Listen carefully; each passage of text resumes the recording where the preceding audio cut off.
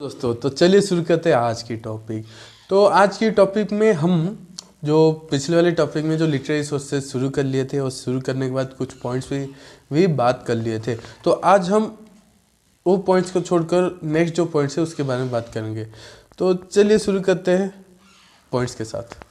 ब्राह्मणस, ब्राह्मण वर्ड सुनने के बाद आप ये मत सोचने कोई वर्ण है या फिर कोई जाति है, कोई कास्ट है या फिर कोई वर्ण है, ये मत सोचना। ब्राह्मण एक constituent part of Vedas. The constituent a sort of community on the Vedas, commentary of Vedas, community नहीं है, कमेंटेटरी ऑन द वेदस। ठीक है, कमेंटेटरी यानी कि एक पार्ट होता है, शॉर्ट पार्ट होता है जो वेदस के स्टार्ट में जो बोला जाता है। ठीक है, कमेंटेटरी। अब देखो क्रिकेट बार में जो कमेंटेटर होता है वही होता है ना कमेंटेटरी, है ना। तो every Veda has its own Brahmana text. Every Veda यानी कि हमारे जो 4 वेदस है वो उनका खुद का ओन ब्राह्मणस, खुद का ही ब्राह्मणस होता है। जो ब्राह्मणस, BRAHMANS, ब्राह्मणस, वही ब्राह्मणस। ठीक है, तो जो पहला जो वेद आता है ऋग वेद का 2 ब्राह्मणस है।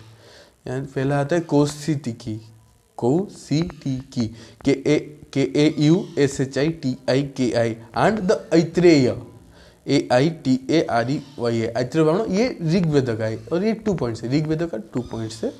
पहला पॉइंट है कौशितिकी एंड दूसरा पॉइंट है ऐत्रेय ब्राह्मण ऋग्वेद का। पंचभीम्स, तांडव ब्राह्मण है जासूस तो सामवेद का जो ब्राह्मण है उसका है पंचभीम्स, PANCHVIMSH /तांडव जो ब्राह्मण है ये सामवेद का है। द सतपथ, SATPATHA जो ब्राह्मण है वो आशुचरित यजुर्वेद, वो यजुर्वेद का ब्राह्मण है।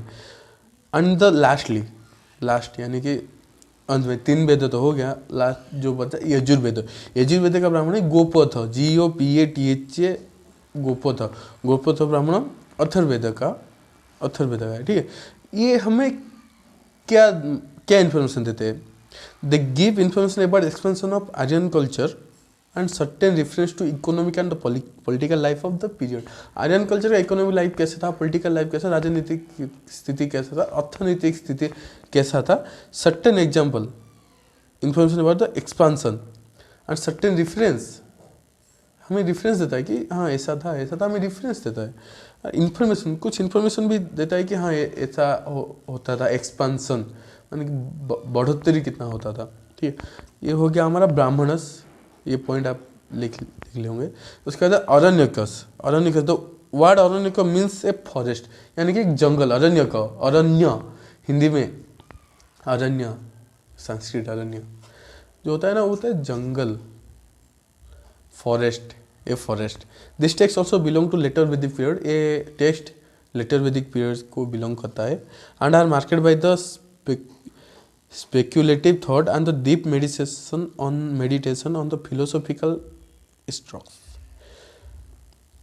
ये मार्क हुआ है कि थॉट्स क्या है, speculative thoughts and meditation, philosophical thoughts and meditation के बारे में अरण्यकस जो है वो उसके बारे में लिखा हुआ है, ये मार्क हुआ है, उसको लेकर ही अरण्यकस है।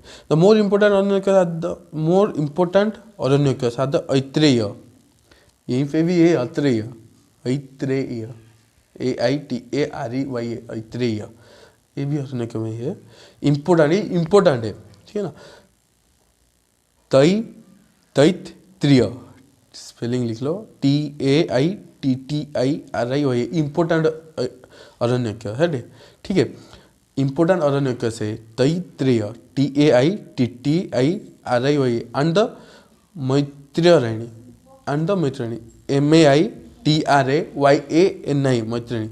अरण्यकस हिस्टोरिकल इम्पोर्टेंस इज नेग्लिजिबल।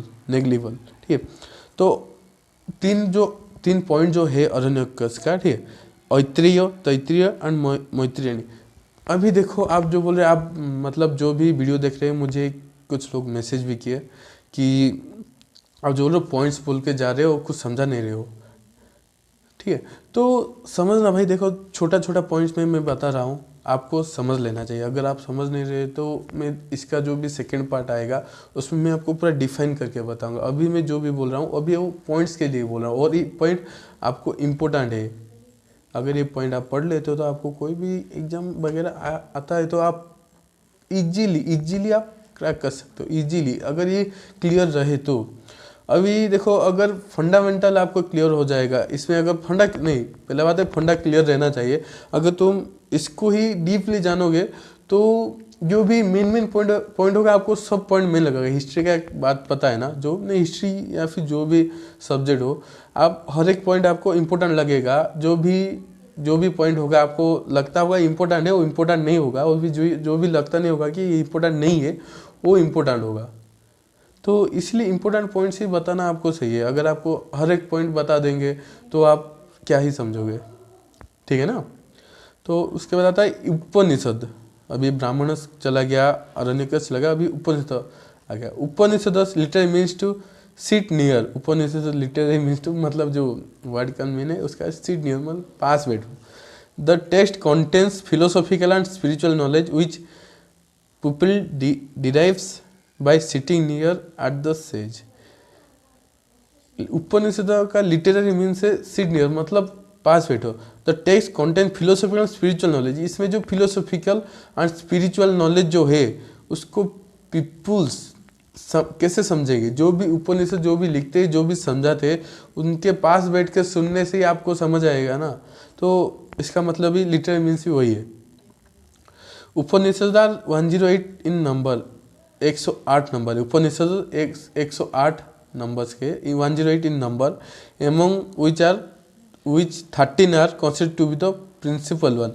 जो 108 का जो उपनिषद है उसमें 13 जो उपनिषद है वो प्रिंसिपल वंस, मतलब वो इम्पोर्टेंट है। प्रिंसिपल, स्कूल का ही प्रिंसिपल होता है ना, स्कूल के जो प्रिंसिपल होते हैं, स्कूल में देखो अभी एक स्कूल में 40 टीचर्स काम कर रहे हैं, पर उनको एक ही टीचर देख रहा होगा ना जो कि स्कूल का प्रिंसिपल होगा। यहाँ पे वही है जो कि 13 जो उपनिषद है उनको गाइड करते हैं, पर 108 उपनिषद है। The combined study of Brahmans and the Upanishad which are the later Vedic literature provide description from the king Parikshit, Kuru king and the king Bimbisara. Brahmana और उपनिषद को एक साथ पढ़ने, कॉम्बाइंड स्टडी, ये जो दोनों को मिलाकर पढ़ने से लेटर वैदिक लिटरेचर के बारे में पता चलता है। Description of the king Parikshit and the जो किंग थे परीक्षित, जो कुरु किंग थे परीक्षित, उनके बारे में, एंड द किंग बिंबिसार, उनके बारे में हमें पता चलता है। ठीक है, तो ये जो दो किंग के बारे में पता चलता है, तो ये जो ब्राह्मण उपनिषद पढ़ने वाला हम वैदिक लिटरेचर, लेटर वैदिक लिटरेचर के बारे में भी पता चलता है। स्मृति टेक्स्ट, पहले जो ब्राह्मणी का लिटरेचर शुरू हुआ था तो हम श्रुति टेक्स्ट पहला पॉइंट बोला था, अभी स्मृति टेक्स्ट बोल रहा हूँ। Smriti literature means which is remembered and this are the body of Hindu text usually attribute to an author, traditionally written down by the constantly revised in contrast to Shrutis. It includes Vedangas, epics and Mahabharatas, Ramayana समाधि उपनिषद। स्मृति यानी कि हमें जो याद रहता है, स्मृति, ठीक है, समझ रहे हो ना। Smriti text, Smriti literature which remembered and these are the body of Hindu text usually attribute to an author, हमें जो याद रहता है। और ये एक हिंदू टेक्स्ट है जो कि author, attribute to an author, traditionally written down, traditionally जो लिखा हुआ होता है, बट कॉन्स्टेंटली रिवाइज्ड, पर ये वक्त के साथ रिवाइज भी होता रहता है। अभी ट्रेडिशनली लिखा हुआ है, अभी देखो कि 200 साल पहले लिखा हुआ है और अभी भी चलता है। जो ओडिया स्कूल में जो पढ़े होंगे, छबिड़ो मधु वर्णबोधो, वो कब से लिखा हुआ है, फिर भी अभी भी बच्चे वो पढ़ रहे हैं, समझ रहे हो ना। वैसा ही इसमें क्या क्या आता है, इसमें वेद, जो भी वेद आ गया, या फिर एपिक्स जो रामायण या फिर महाभारत जो हमारे 2 एपिक्स है वो आ गया, एंड पुराणस एंड स्मृतिस, पुराण हमारा जो हिंदू पौराणिक कथा जो भी है वो आ गया इसमें, ठीक है। तो Vedangas, the supplements of the Vedas, जो वेदांगस है BADANGAS, वो सप्लीमेंट ऑफ वेदस का पार्ट है। 6 Vedangas are regarded important limbs of Veda. जो 6 वेदों का इम्पोर्टेंट है, जो वेदों को रिलेट करते हैं। They are evolved for the proper understanding of Vedas, they were written in the form of precepts of Sutras and pros.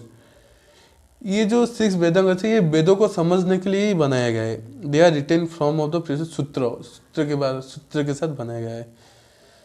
They are 6 वेदांगस, 6 वेदांगस है, जिसमें पहला है शिक्षा फोनेटिक्स। पहला है, पॉइंट लिख लो, पहला पॉइंट है शिक्षा फोनेटिक्स। दूसरा है कल्प रिचुअल कैनन। तीसरा है व्याकरण ग्रामर, निरुक्त इथिमोलॉजी, छांदो, मैट्रिक्स, ज्योतिष, एस्ट्रोनॉमी। ये जो 6 पॉइंट्स है, इसको लेकर हम वेदों को क्लियर होते हैं। ये जो 6 सूत्र हो गया, ये सूत्रों को जानने के बाद ही हम वेदों को लेकर क्लियर हो पाएंगे, वेदों को समझ पाएंगे। ठीक है, ये था आज का टॉपिक, यानी कि आज का क्लास। कल हम एपिक्स से शुरू करेंगे, एपिक्स। ठीक है, तो आज के लिए बस इतना ही। तो फिर मिलेंगे और नई पॉइंट्स के साथ और इम्पोर्टेंट पॉइंट्स के साथ कल। जय हिंद।